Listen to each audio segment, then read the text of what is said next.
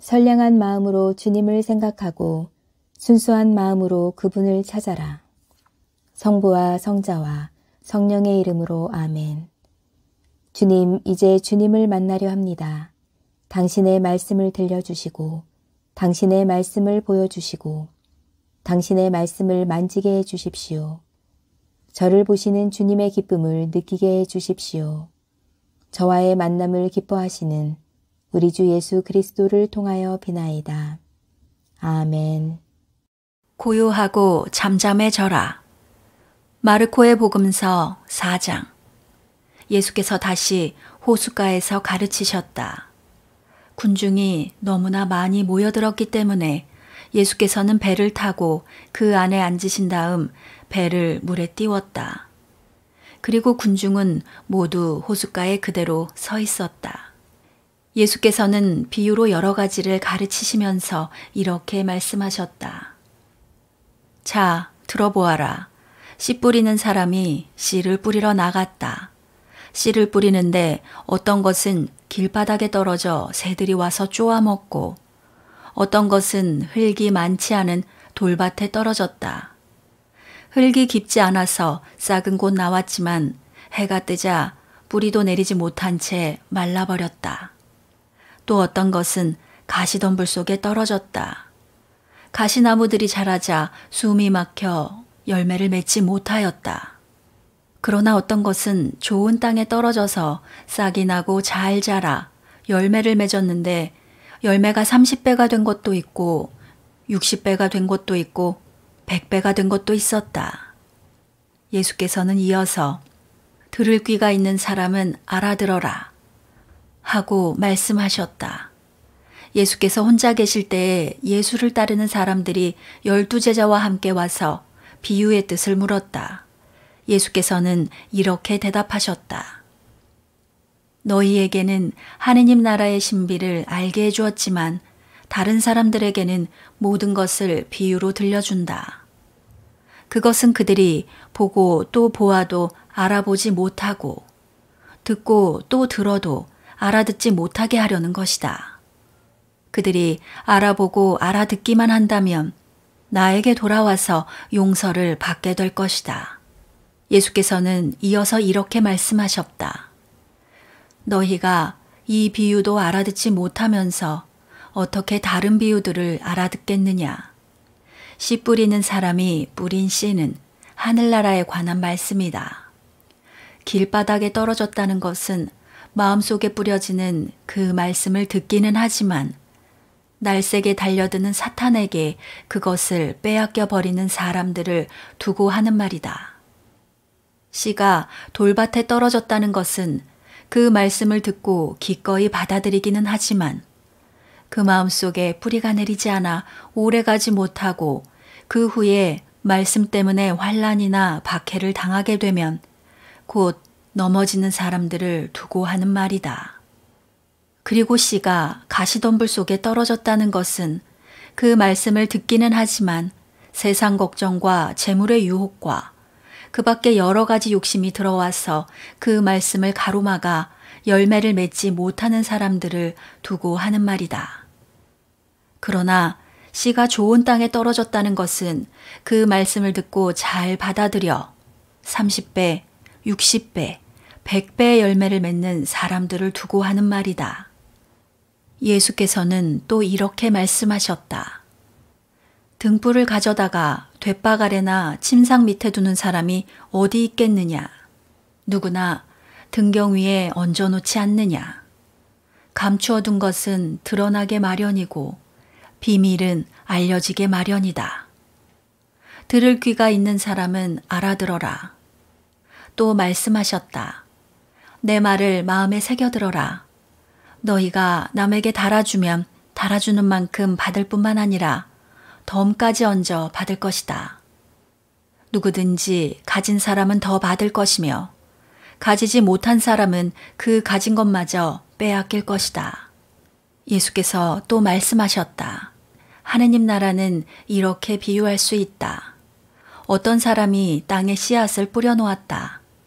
하루하루 자고 일어나고 하는 사이에 씨앗은 싹이 트고 자라나지만 그 사람은 그것이 어떻게 자라는지 모른다. 땅이 저절로 열매를 맺게 하는 것인데 처음에는 싹이 돋고 그 다음에는 이삭이 패고 마침내 이삭의 알찬 나달이 맺힌다. 곡식이 익으면 그 사람은 추수 때가 된 줄을 알고 곧 낫을 댄다. 예수께서 또 말씀하셨다. 하느님 나라를 무엇에 견주며 무엇으로 비유할 수 있을까? 그것은 겨자씨 한 알과 같다. 땅에 심을 때에는 세상의 어떤 씨앗보다도 더욱 작은 것이지만 심어 놓으면 어떤 푸성기보다도 더 크게 자라고 큰 가지가 뻗어서 공중의 새들이 그 그늘에 깃들일 만큼 된다. 예수께서는 그들이 알아들을 수 있을 정도로 이와 같은 여러 가지 비유로서 말씀을 전하셨다. 그들에게는 이렇게 비유로만 말씀하셨지만 제자들에게는 따로 일일이 그 뜻을 풀이해 주셨다.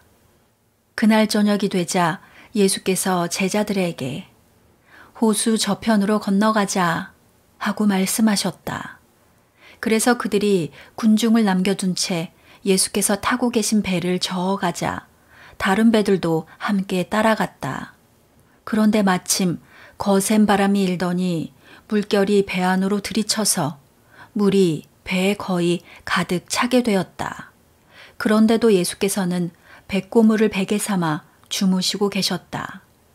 제자들이 예수를 깨우며 선생님, 저희가 죽게 되었는데도 돌보시지 않습니까? 하고 부르짖었다. 예수께서 일어나 바람을 꾸짖으시며 바다를 향하여 고요하고 잠잠해져라 하고 호령하시자 바람은 그치고 바다는 아주 잔잔해졌다. 그렇게 하시고 나서 예수께서는 그들에게 왜 그렇게들 겁이 많으냐? 아직도 믿음이 없느냐? 하고 책망하셨다.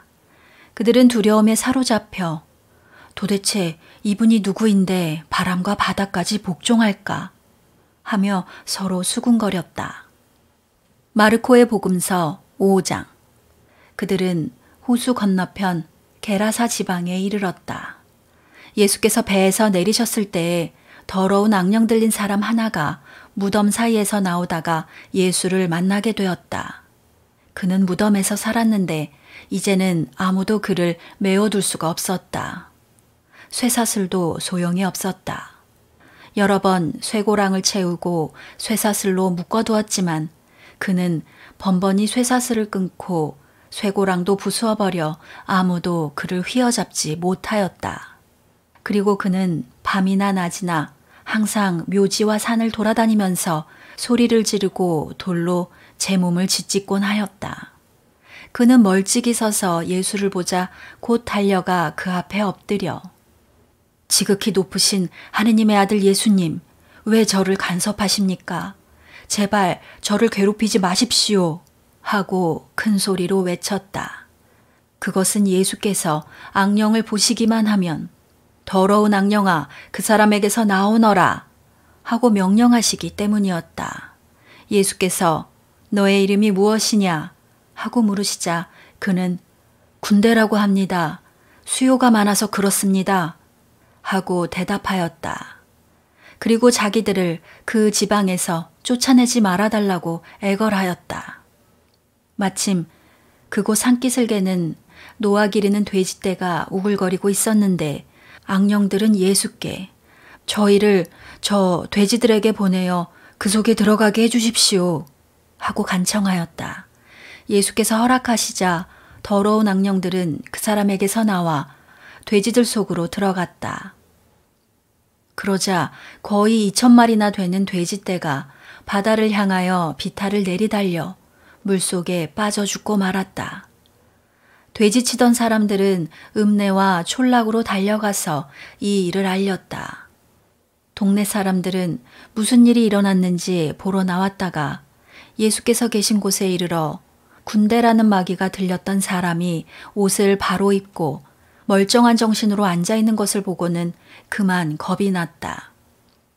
이 일을 지켜본 사람들이 마귀 들렸던 사람이 어떻게 해서 나았으며 돼지떼가 어떻게 되었는가를 동네 사람들에게 들려주자 그들은 예수께 그 지방을 떠나달라고 간청하였다.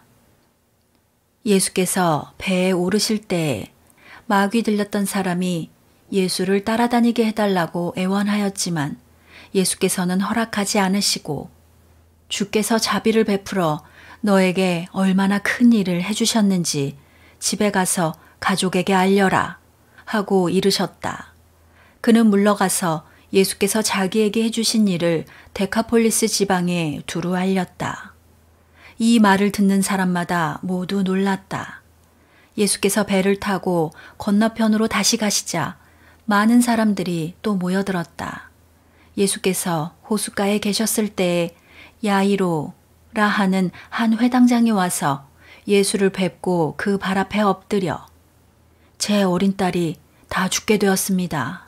제 집에 오셔서 그 아이에게 손을 얹어 병을 고쳐 살려주십시오.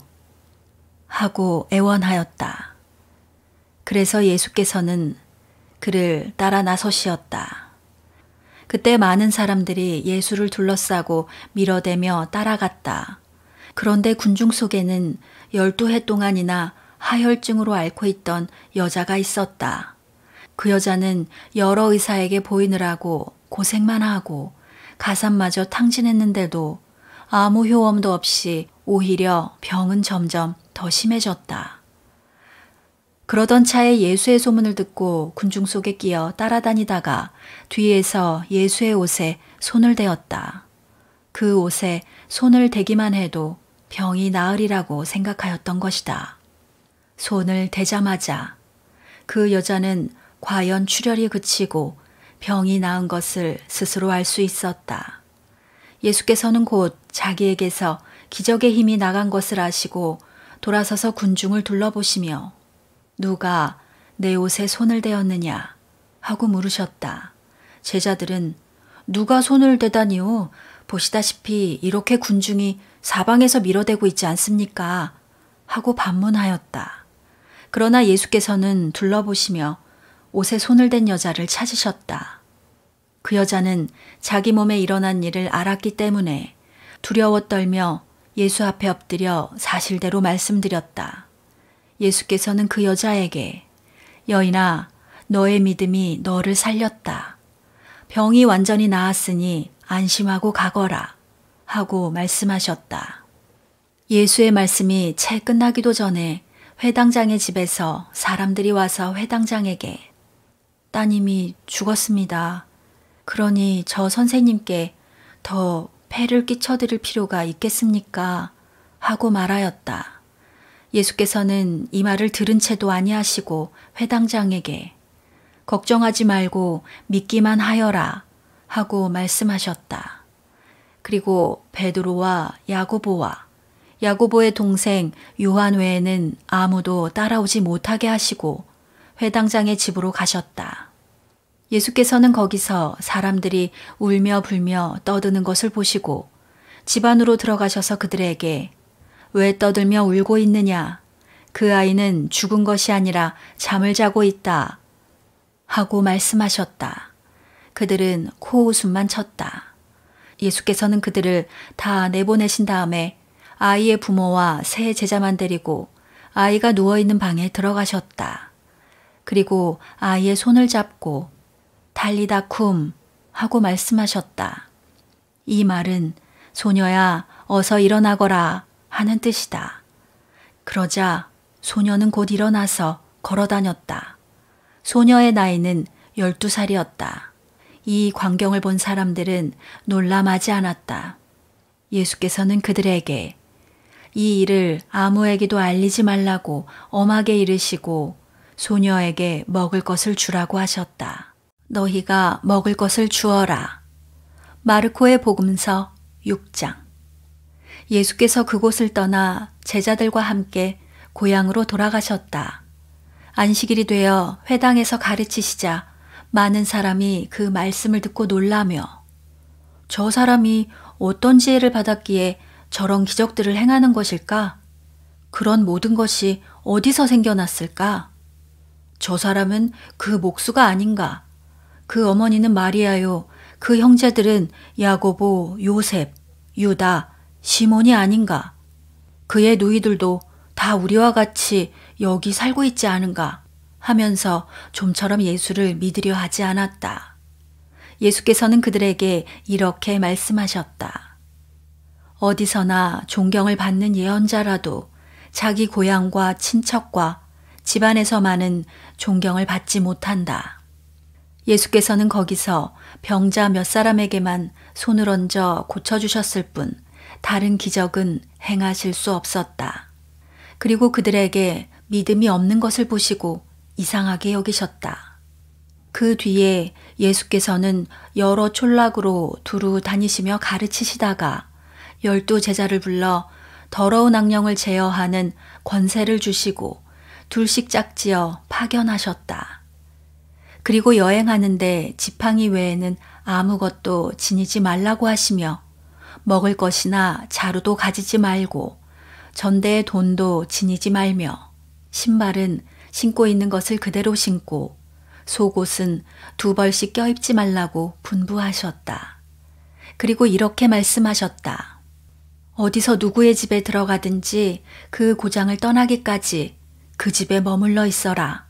그러나 너희를 환영하지 않거나 너희의 말을 듣지 않는 고장이 있거든 그곳을 떠나면서 그들에게 경고하는 표시로 너희의 발에서 먼지를 털어버려라. 이 말씀을 듣고 12 제자는 나가서 사람들에게 회개하라고 가르치며 마귀들을 많이 쫓아내고 수많은 병자들에게 기름을 발라 병을 고쳐주었다. 예수의 이름이 널리 알려져 마침내 그 소문이 헤로데 왕의 귀에 들어갔다. 어떤 사람들은 그에게서 그런 기적의 힘이 나타나는 것을 보면 죽은 세례자 요한이 다시 살아난 것이 틀림없다 하고 말하는가 하면 더러는 엘리야라고도 하고 또 더러는 옛 예언자들과 같은 예언자라고도 하였다. 그러나 예수의 소문을 들은 헤로데 왕은 바로 요한이다. 내가 목을 벤 요한이 다시 살아난 것이다 하고 말하였다. 이 헤로데는 일찍이 사람을 시켜 요한을 잡아 결박하여 옥에 가둔 일이 있었다. 그것은 헤로데가 동생 필립보의 아내 헤로디아와 결혼하였다고 해서 요한이 헤로데에게 동생의 아내를 데리고 사는 것은 옳지 않습니다 하고 누차 간하였기 때문이었다. 그래서 헤로디아는 요한에게 원한을 품고 그를 죽이려고 하였으나 뜻을 이루지 못하였다. 그것은 헤로데가 요한을 의롭고 거룩한 사람으로 알고 그를 두려워하여 보호해 주었을 뿐만 아니라 그가 간할 때마다 속으로는 몹시 괴로워하면서도 그것을 기꺼이 들어왔기 때문이다. 그런데 마침 헤로디아에게 좋은 기회가 왔다. 헤로데 왕이 생일을 맞아 고관들과 무관들과 갈릴레아의 요인들을 청하여 잔치를 베풀었는데 그 자리에 헤로디아의 딸이 나와서 춤을 추어 헤로데와 그의 손님들을 매우 기쁘게 해주었다. 그러자 왕은 그 소녀에게 너의 소원을 말해보아라. 무엇이든지 들어주마. 하고는 네가 청하는 것이면 무엇이든지 주겠다. 내 왕국의 반이라도 주겠다. 하고 맹세하였던 것이다. 소녀가 나가서 제 어미에게 무엇을 청할까요? 하고 의논하자 그 어미는 세례자 요한의 머리를 달라고 하여라 하고 시켰다. 그러자 소녀는 급히 왕에게 돌아와 지금 곧 세례자 요한의 머리를 쟁반에 담아서 가져다 주십시오 하고 청하였다. 왕은 마음이 몹시 괴로웠지만 이미 맹세한 바도 있고 또 손님들이 보는 앞이어서 그 청을 거절할 수가 없었다. 그래서 왕은 곧 경비병 하나를 보내며 요한의 목을 베어오라고 명령하였다. 경비병이 감옥으로 가서 요한의 목을 베어 쟁반에 담아다가 소녀에게 건네자 소녀는 다시 그것을 제 어미에게 가져다 주었다. 그 뒤 소식을 들은 요한의 제자들이 와서 그 시체를 거두어다가 장사를 지냈다. 사도들이 돌아와서 자기들이 한 일과 가르친 것을 예수께 낱낱이 보고하였다. 예수께서는 제자들에게 따로 한적한 곳으로 가서 함께 좀 쉬자 하고 말씀하셨다. 찾아오는 사람이 너무 많아서 그들은 음식을 먹을 겨를조차 없었던 것이다. 예수의 일행은 배를 타고 따로 한적한 곳을 찾아 떠났다. 그런데 사람들은 그 일행이 떠나는 것을 보고 그들이 예수의 일행이라는 것을 알고는 여러 동네에서 모두 달려나와 육로로 해서 그들을 앞질러 그곳에 갔다. 예수께서 배에서 내려 군중이 많이 모여 있는 것을 보시고 목자 없는 양과 같은 그들을 치근히 여기시어 여러 가지로 가르쳐 주셨다.